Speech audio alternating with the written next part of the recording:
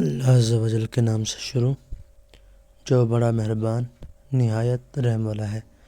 معجزہ امیر المؤمنین last part. ہیرا بیچنے کے بعد اس کی جو قیمت ملی اس کو وہ لے کر بازار گیا، زمین خریدی اور بہت امیر ہو گیا۔ امیر ہونے کے بعد حج پر چلا گیا اور بولا کہ ہر مہینہ مولا مشکل کشا کا ختم ضرور دلانا۔ اس کی بیوی دلاتی رہی لیکن ایک بار ختم دلانا بھول گئی۔ کچھ یوں ہوا کہ ایک دن لکڑہارے کی بیٹی سے شہزادی نے کہا کہ کونٹی پر میرا ہار لٹکا ہوا ہے، لے آؤ، تو وہاں سے اسے نہ ملا۔ تو شہزادی نے کہا کہ میرا ہار تم نے اٹھایا ہے، اور دونوں کو اٹھا کر ماں بیٹی کو قید میں ڈال دیا۔ ایک دفعہ وہ آدمی لکڑہارا جو کہ سفر میں تھا اسے ڈاکوؤں نے لوٹ لیا۔ مال نہ ہونے کی وجہ سے وہ واپس آیا تو دیکھا اس کی بیوی اور بیٹی دونوں قید میں ڈالا ہوا ہے۔ وہ بولا کہ میرے بچوں کو رہا کر دیں۔ بادشاہ نے کہا نہیں کروں گا۔ تو اس لکڑہارے نے کہا پھر مجھے بھی قید میں ڈال دیں۔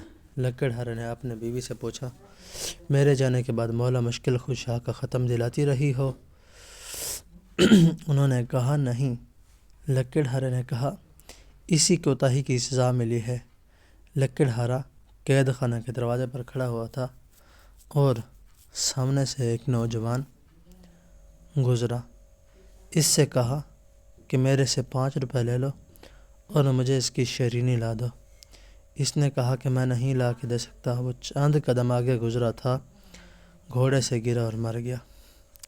جب لڑکے کے باپ کو معلوم ہوا، وہ روتا ہوا قید خانہ کے دروازے سے گزرا تو اس لکڑہارے نے اس سے کہا میرے سے 5 روپے لے لو اور مجھے شیرینی لا دو۔ اس کے نوجوان لڑکے کے والد نے کہا میرے ساتھ جو ہونا تھا وہ ہو گیا۔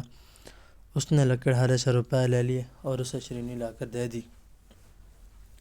تو لکڑہارے نے کہا کہ کچھ شیرینی لے جاؤ، اسے پانی میں حل کر کے لڑکے کے منہ میں ڈال دینا۔